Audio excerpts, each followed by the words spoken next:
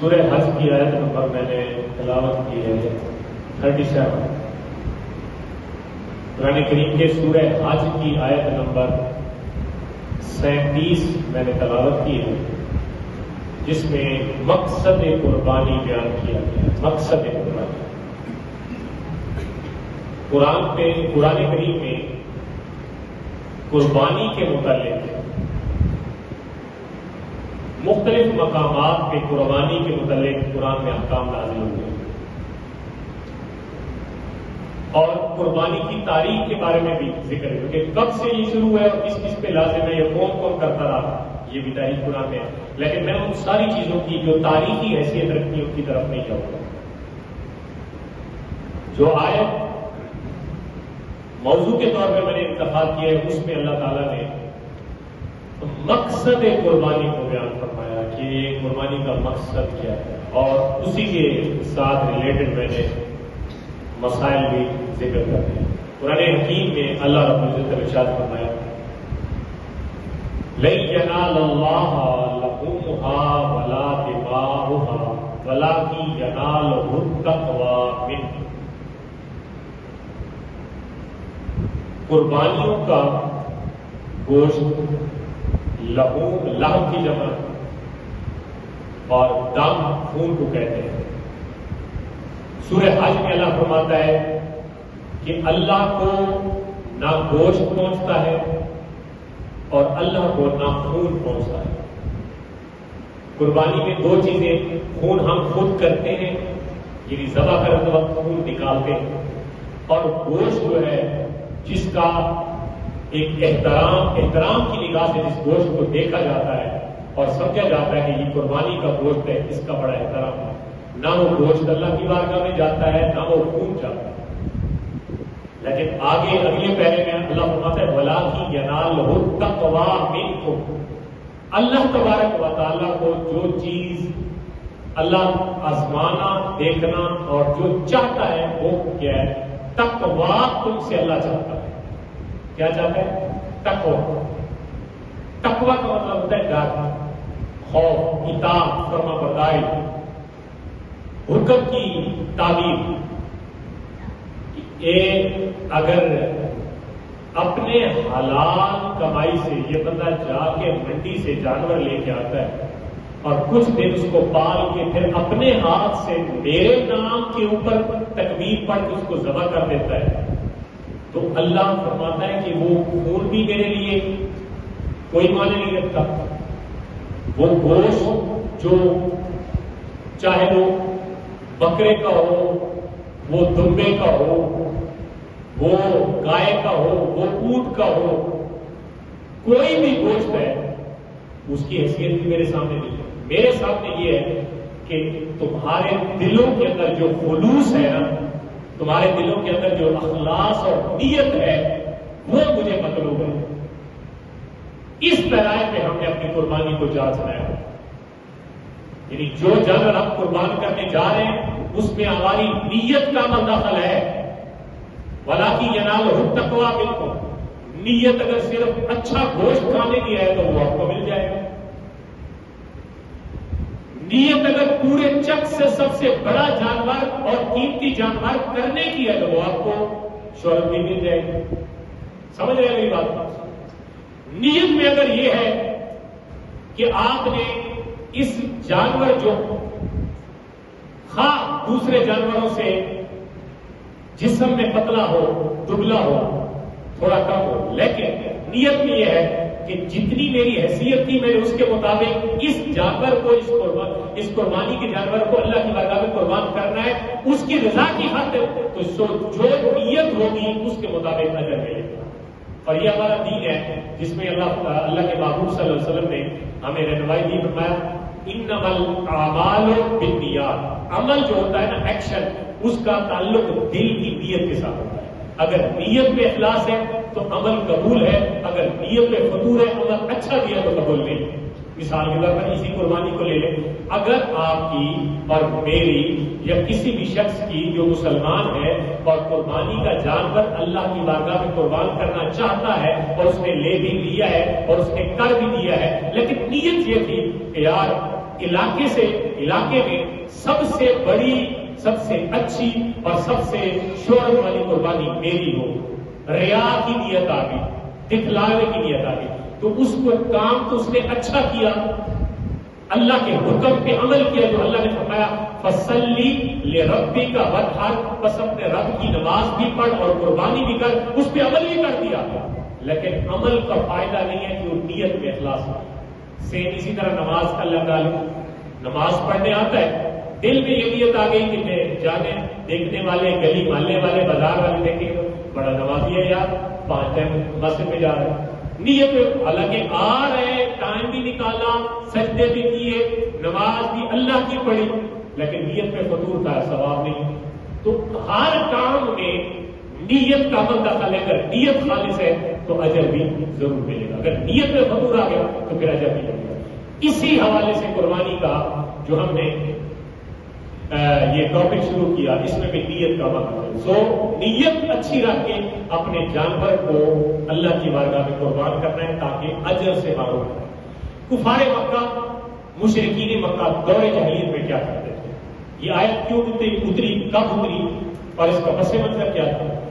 دور جاہلیت میں کچھ لوگ، چونکہ قربانی تو بہت پہلے سے آ رہی ہے، حضرت آدم علیہ السلام کے 2 بیٹوں سے قربانی کا آغاز ہو گیا، حابیل اور قابیل سے، اور قرآن میں ان کا پورا واقعہ بھی موجود ہے، اذ قربا قربانا فتقبل من احد ولم يتقبل من الاخر۔ قرآن میں ہے کہ دونوں نے قربانی پیش کی، ایک کو اللہ نے قبول کر لی، ایک کی قبول نہ کی۔ یہ پورا ایک واقعہ ہے، میں اس طرف نہیں جانا چاہتا، لیکن یہ آپ کو تاریخ بتا رہا ہوں کہ یہ حضرت آدم علیہ السلام سے شروع کی۔ مختلف قوموں میں مختلف نوعیت کی قربانی چلتی رہی، تو دور جاہلیت میں بھی ظاہر ہے تو لوگ جانور قربان کرتے تھے، لیکن ان کا طریقہ تھوڑا مختلف تھا۔ وہ قربان کر کے نا جو خون نکلتا اس خون کو اٹھا کے کعبے کی دیوار پہ ڈال دیتے تھے یا مارتے تھے دیوار پہ، اور کس نیت سے کہ بس یہ ہم نے یہ خون اللہ کو پہنچانا ہے، یا پھر جو گوشت اس کو کعبے کی چھت کے اوپر رکھ دیا جاتا یا مختلف پہاڑیوں کے اوپر رکھ دیا جاتا۔ تو اللہ تعالیٰ نے ان کا یہ رد فرمایا۔ آج یہ طریقہ دیکھا، اسلام آیا، مسلمانوں نے اسلام قبول کیا، انہوں نے دیکھا یار یہ کافر یہ کرتے ہیں، تو نیت یہ بنائی کہ یہ کوئی پہلے طریقہ چل رہا ہے کہ خون کو کعبے کی دیوار پہ لگانا ہے، اور پھر اسی طرح مسلمانوں نے بھی ارادہ کیا کہ ہم بھی ایسا کریں، سو اللہ نے ان کو اس کام سے منع فرمایا اور آیت اتار دی کہ تم نے یہ کام نہیں کرنا، کیونکہ خون اور گوشت تو اللہ کی بارگاہ میں پہنچتا نہیں ہے، اللہ کی بارگاہ میں پہنچتا ہے دل کا تقویٰ اور دل کی نیت، جو تمہاری اچھی ہوگی، قرب الہی اور احکام الہی کی نیت ہوگی تو تمہیں اس کے مطابق اجر ملے گا۔ یہ آپ کو میں نے پس منظر بتا دیا کہ مسلمانوں نے جب قربانی کا ارادہ کیا تو ہمارے یہاں طریقہ کار صرف اتنا بتا دیا، آپ جب جانور قربان کریں گے اس سے پہلے دعا کر لیں، اس کے بعد دعا کر لیں، یعنی قربان کرنے سے پہلے آپ نے دعا کرنی کر لیں، قربانی کرنے کے بعد یعنی چھری پھیرنے کے بعد دعا کرنی کر لیں، لیکن این چھری پھیرتے وقت، ذبح کرتے وقت آپ نے کچھ بھی نہیں بولنا سوائے 2 کلمات کی، کچھ بھی نہیں بولا۔ اور یہ ہمارے یہاں ایک رواج بھی ہے کہ جو چھری لے کے کھڑا ہوا ہے، جس نے جا کر ذبح کرنا ہے وہی پڑی جا رہا ہے اور باقی سارے تماشگیر ہوتے ہیں کہ دیکھیں جتنے لوگ شامل ہیں اس موقع پر ان سب کی زبان پہ بلکہ اس طرح کا ہونا چاہیے سسٹم کہ جب قربانی کی جا رہی ہو تو ایک جس طرح حاجی تلبیہ پڑھتے اور آواز بلند ہوتی ہے، اس بلند آواز سے سارے لوگ کھڑے ہو کے وہ پڑھے بسم اللہ اللہ اکبر، بسم اللہ واللہ اکبر بھی پڑھا جا سکتا ہے واو کے ساتھ، اور واو نہیں پڑھیں گے تو بغیر واو کے بھی پڑھا جا سکتا ہے، دونوں طرح ٹھیک ہے، بسم اللہ واللہ اکبر یا بسم اللہ اللہ اکبر، بس یہی کلمات اتنے تک سارے لوگ پڑھیں گے، چھری والے سمیت جو اوپر کھڑے ہوئے جانور ذبح کرتے وقت، جب تک کہ جانور ذبح نہیں ہو جاتا۔ جب جانور ذبح ہو جائے اس کے بعد آپ جتنی مرضی لمبی دعا مانگ لیں، اس سے پہلے آپ جتنی مرضی لمبی دعا مانگ لیں، جو مسنون دعائیں وہ مانگ لیں، جو آپ علیحدہ سے مانگنا چاہتے ہیں وہ مانگ لیں، کوئی ممانعت نہیں۔ وقت ذبح صرف اور صرف 2 کلمات ہیں جو آپ نے پڑھنے، اور سب لوگ وہاں پہ کوئی گپے ہیں، کوئی باتیں، کوئی ادھر ادھر کی بات، کوئی اور چیز نہیں، بس بسم اللہ بولے کیا پڑھنا ہے؟ ہاں یہ سارے لوگ چھوٹے بڑے جوان بوڑھے جتنے بھی کھڑے ہوئے وقت زبان وہ یہ تو یہ ویسے نبی کریم صلی اللہ علیہ وسلم نے جو دعا مانگی تھی وہ یہ تھی کہ اللہم من کا والا کا من محمد و آل محمد و امت محمد. بہت جامع معنی دعا ہے. اللہم من کا والا کا اللہ کی قربانی تیری طرف سے ہے اور تیرے لیے ہے. یعنی مال کی نسبت بھی اپنی طرف نہیں کی کہ میں نے پیسے لگائے اور میں لے گیا. یا اللہ یہ قربانی دی تو میں نے اور تیرے لیے ہی میں اس کو قربان کر رہا ہوں. من محمد محمد کی طرف سے آل محمد کی طرف سے اور امت محمد کی طرف سے. یعنی اپنی طرف سے بھی اپنی آل کی طرف سے اور اپنی ساری امت کی طرف سے بھی قربانی کے جانور کو قربان کیا. اور ساتھ یہ بہت معنی جامع اور بہترین ہو جو حضور سید عالم صلی اللہ علیہ وسلم نے مانگی. اس کے علاوہ مانگی جا سکتی ہے. کوئی بھی دعا کو مانت نہیں ہے. جتنی لمبی کر لیں شارٹ کر لیں وہ آپ کے اس میں. لیکن دعا کوئی بھی مانگی جا سکتی ہے. وقت زبان جو آپ نے کام کرنا ہے وہ صرف بسم اللہ ہے اللہ. اب آ جاتا ہے کہ جانور کی ہمارے دین میں تنوع رکھا گیا ہے. یعنی اس کی مختلف قسمیں رکھی گئی. اس کی مختلف قسموں میں بکری ہے اس کو بکرا کہہ لیں, گائے ہے, اونٹ ہے. ان کی عمروں کا لحاظ رکھا گیا ہے.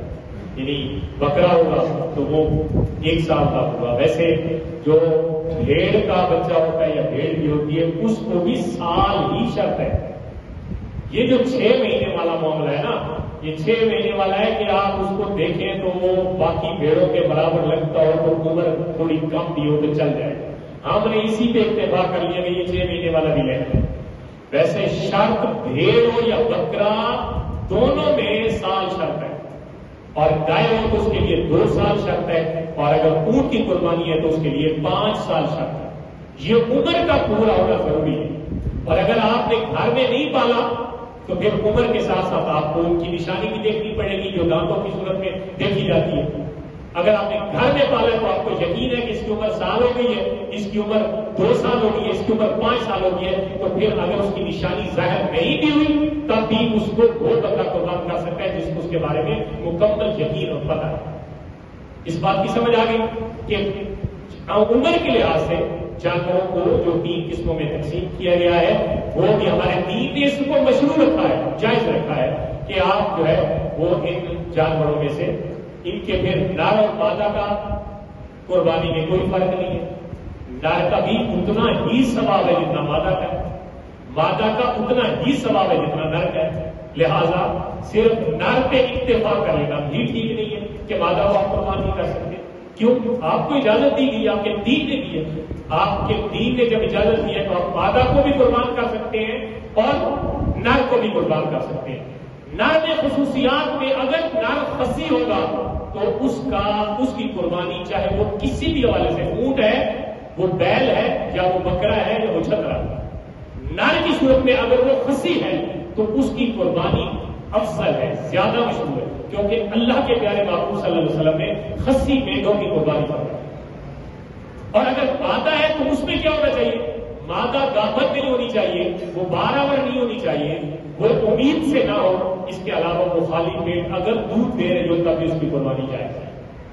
سمجھے مسئلہ؟ دودھ بھی دے رہی ہے لیکن خالی پیٹ ہے, اس کی قربانی جائز ہے, آپ اس کو قربان کر سکتے ہیں مادہ کو چھوڑ.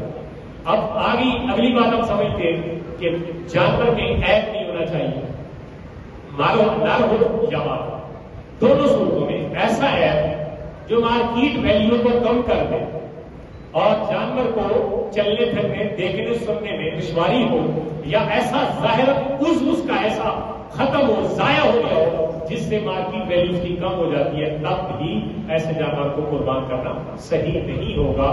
مکمل صحیح جانور کی قربانی ہی پیش کرنی چاہیے. اور ایک اور ہے, قربانی کرے گا کون؟ یہ بھی ایک اہم مسئلہ ہے. کون قربانی کر سکتا ہے اور کون نہیں کر سکتا؟ ایک گھر میں کئی لوگ رہتے ہیں, اب ہر بندہ اپنی طرف سے قربانی کرے گا یا ایک ہی بندہ قربانی کرے گا اور سب کی طرف سے کر دے گا؟ یا ایک اور مسئلہ بھی ہے کہ بعض اوقات گھر میں ماں ہے باپ نہیں ہے, بیٹا ہے اور بیٹا کفیل بیٹا ہے، یعنی کما کے ہر طرح سے وہ کفالت ماں اور باپ بھی ایون ہے، تو باپ بھی کما کے نہیں لے کے آ رہا، بیٹے کے ساتھ گھر چل رہا ہے، ماں بھی اور باپ بھی گھر میں ہیں اور بیٹے کی کمائی کے ساتھ گھر چل رہا ہے، تو اس صورت میں بھی جو کفیل ہوگا نا، یعنی جو کفالت کر رہا ہے پورے خاندان کی، وہ قربانی کرے گا، اور اس کے زیر کفالت جو چھوٹے ایسے بچے، ایسی عورتیں، ایسے لوگ جو کما نہیں رہے اور جن کے پاس نصاب کا مال نہیں ہے، ان کی طرف سے اس کفیل کی قربانی کافی ہو جائے گی۔